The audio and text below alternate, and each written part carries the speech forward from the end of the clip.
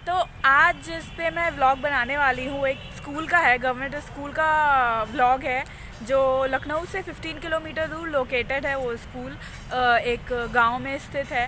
सो वहाँ पे कैसे कोविड के बाद से उन्होंने क्या क्या प्रोटोकॉल्स फॉलो किए हैं और क्या स्टडीज़ में उनके क्या मेथड अप्लाई किए हैं। एंड सबसे अच्छी बात यह है कि उन्होंने कोरोना के बाद से बच्चों का इम्यून सिस्टम बढ़ाने के लिए और कोरोना को देखते हुए एक्सरसाइज में एड्स ऑन किए हैं, विच इज़ योगा है, अनुलोम विलोम है एंड ऑल ऑफ दैट। सो चलिए चलते हैं और मज़ा लेते हैं और साथ में ये भी देखते हैं कि इतने सिटी के इतने अंदर होने के बावजूद भी इतने अच्छे से वो लोग मैनेज कर रहे हैं। अच्छा ये नहीं, अंदर से करो, उधर से करो, देखना जैसे भी करना देख लेना।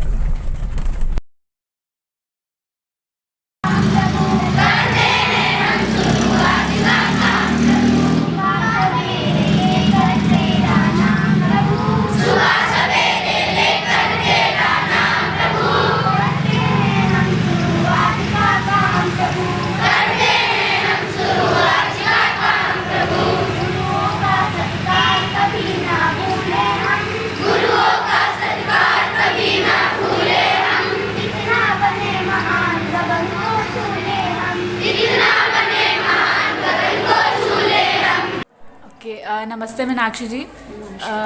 तो आप यहाँ की प्रिंसिपल हैं, तो आप मुझे बताइए कि अभी कोविड के बाद से क्या माहौल है। मतलब हम जानते हैं स्कूल्स तो खुले हुए हैं, बट क्या चैलेंजेस फेस करना पड़ रहा है आपको और बच्चों से मतलब कैसे कोप अप हो रहा है, स्पेशली स्टडीज़ का, क्योंकि ये विलेजर्स मतलब छोटे गांव से आए हुए बच्चे हैं। तो यहाँ पे तो ऑनलाइन स्टडीज़ भी नहीं होती, ना कंप्यूटर लैपटॉप्स कुछ भी नहीं है।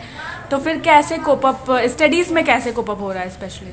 देखिए, जब सरकार ने हमें ये निर्देश दिए कि बच्चों को अगस्त से 24 अगस्त से स्कूल खुलेंगे, तो सबसे बड़ी चुनौती हमारे लिए ये थी कि बच्चों को जो लगभग पौने 2 साल से स्कूल बंद थे, बच्चों को स्कूल की तरफ लेकर के आना और उन्हें जो शिक्षा की मुख्य धारा है उससे जोड़े रखना। तो हमारी जो विभाग है, विभाग ने जो हमें दिशा निर्देश दिए थे कि कोविड-19 प्रोटोकॉल को ध्यान में रखते हुए हमें बच्चों के साथ इस तरह से सामंजस्य और उनके अभिभावकों के साथ इस तरह से सामंजस्य स्थापित करना है कि किसी का भी नुकसान ना हो, विशेष रूप से कोरोना को ध्यान में रखते हुए। तो ये हमारे लिए बहुत बड़ी चुनौती थी। तो सबसे पहले तो हमने अभिभावक और शिक्षा की एक बैठक करी।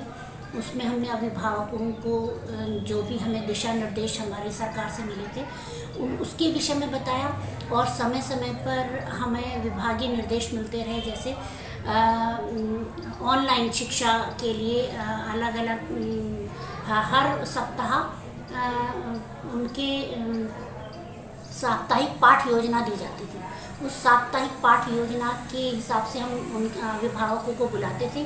एक दिन में 10 अभिभावक को बुलाया, उसके बाद फर्स्ट हाफ में और सेकंड हाफ में 10 अभिभावकों को बुलाते थे। उनको पढ़ाई से संबंधित पहले चर्चा करते थे, फिर वो अभिभावक बच्चों से बात करते थे। लेकिन हमें लगा कि बेहतर ये होगा कि हम बच्चों से ही डायरेक्ट संपर्क करें। तो ये इसके लिए हमने 3 समूह बनाए बच्चों के।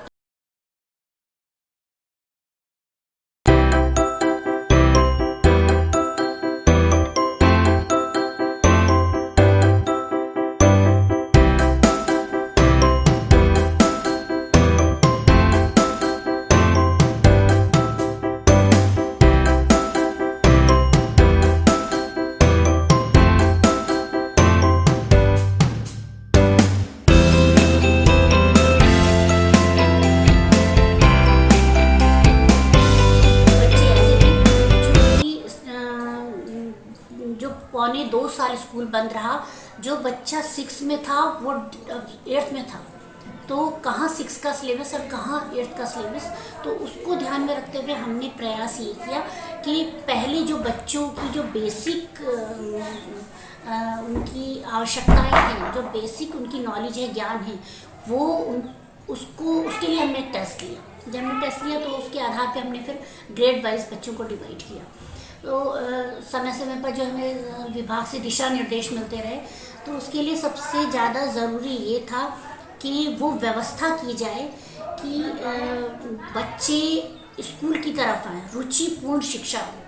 तो सरकार ने जैसे हमें एक रेडीनेस प्रोग्राम दिया था, उसमें ये था कि बच्चों को गतिविधि के माध्यम से पढ़ाएं। तो ये तो मेरा स्टाफ बहुत अच्छा है, स्टाफ के साथ मिल कर के हमने गतिविधि आधारित जब शिक्षण प्रारंभ किया, तो जो बच्चे स्कूल नहीं भी आते थे और इतना लंबा गैप हो गया था, तो बच्चों को ये लगा कि हाँ स्कूल में कुछ अच्छा होता है। तो हमने प्रयास ये किया कि बच्चे जितना हमसे जुड़ेंगे, शिक्षक और एक छात्र की जो एक बॉन्डिंग है वो बनाने का प्रयास किया गतिविधि शिक्षा के माध्यम से। तो जब बच्चा हमारे साथ इतना घुल मिल गया, फिर एक हमारे बीच में करीब 5 साल से बिजली विभाग से श्री सतीश सर हैं, उनका हमारे स्कूल में बहुत बड़ा योगदान है और निस्वार्थ भाव से उन्होंने लगभग 5 साल से हमारे स्कूल में काम कर रहे हैं और आईसीटी के माध्यम से वो पढ़ाते हैं। तो इस बीच उनसे भी मैंने संपर्क किया, लगातार आ रहे थे, लेकिन 2 साल से ये सारी समस्याएं थी कोरोना वाली, तो वो नहीं आए। फिर जब स्कूल खुले, बच्चे आने लगे, तो उन्होंने भी संपर्क किया, हमने भी उनसे संपर्क किया। उन्होंने अपने डिजिटल प्रोग्राम के द्वारा बच्चों को, और इधर हम लोगों ने भी वीडियो के द्वारा और कुछ खेलों के माध्यम से अभिभावकों के साथ संपर्क किया। बच्चे जो हैं, जब उन्होंने देखा कि एक उनके मानसिक स्तर के हिसाब से पढ़ाई कराई जा रही है और वीडियो के द्वारा, पिक्चर के द्वारा बताया जा रहा है, तो बच्चों में वो रुचि पैदा हुई। और हमारा प्रयास अभी तक यही है कि बच्चे ज़्यादा से ज़्यादा इंटरेस्ट लें और जितना संभव हो सके वो अपनी उम्र के हिसाब से और कक्षा के हिसाब से, कक्षा के स्तर के अनुरूप वो अपने ज्ञान को आगे बढ़ा सकें। ये हमारा भी प्रयास है और मेरे पूरे स्टाफ का भी प्रयास है। और मैं सबसे ज़्यादा विशेष रूप से मैं सतीश सर का धन्यवाद देना चाहूँगी, क्योंकि उन्होंने हमें अपने इस कार्य को करने में अपनी सुझाव दिए हैं। उनके उन सुझावों पर हम काम करते हैं और आगे भी करते हैं। गवर्नमेंट के एक निर्देश ये भी हमको मिले थे कि मोहल्ला पाठशाला के लिए गांव के ही जितने भी बच्चे आपको मिल सकें, प्रेरणा साथी बनाए जाएं और वो प्रेरणा साथी अलग अलग मोहल्लों में या मजरा वाइज क्लास लें। 10 से 12 बच्चे कोविड-19 प्रोटोकॉल को ध्यान में रखते हुए। तो हमने मोहल्ला कक्षा जब ये शुरू की, उसमें शिक्षकों का भी सहयोग रहा। समय समय पर शिक्षक बनाए हुए प्रेरणा साथियों को सहयोग करते रहे। तो जो आसपास के बच्चे बिल्कुल ही विद्यालय से दूर होते जा रहे थे, जब उन्होंने देखा कि उन्हीं के गांव के बच्चे जो हाई स्कूल और इंटर पास हैं वो पढ़ा रहे हैं, तो उनमें भी वो जागरूकता आई, अभिभावकों में भी वो जागरूकता आई। तो वो बच्चे भी उन लोगों से अपने, उनके बड़े भाई बहन या अपने चाचा, कज़िन, उनके रिश्तेदार जो भी थे, तो उनसे वो पढ़ने लगे। और उसका जब हमारा प्रॉपर स्कूल खुला, उसका परिणाम हमारे स्कूल को ये मिला कि मेरे स्कूल में पहले 112 बच्चे थे और आज की डेट में 135 बच्चा मेरे विद्यालय में है, जो एक सकारात्मक पहलू है हमारे विद्यालय की।